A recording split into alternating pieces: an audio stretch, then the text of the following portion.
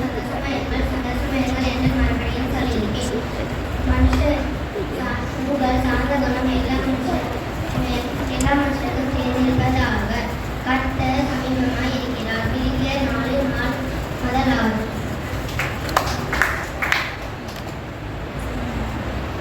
இதோ சகோதரர் ஒருமித்து வாசம் பண்ணுகிறதை எத்தனை இன்பமாயிருக்கிறது. எத்தனை நன்மையும் எத்தனை இன்பமானது.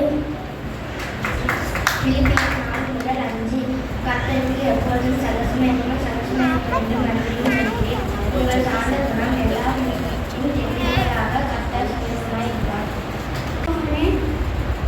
6 நாம் எல்லாரும் ஆடுகள் போல வழி தப்பி இருந்து அவனவன் தன் தன் வழியிலே போனும்.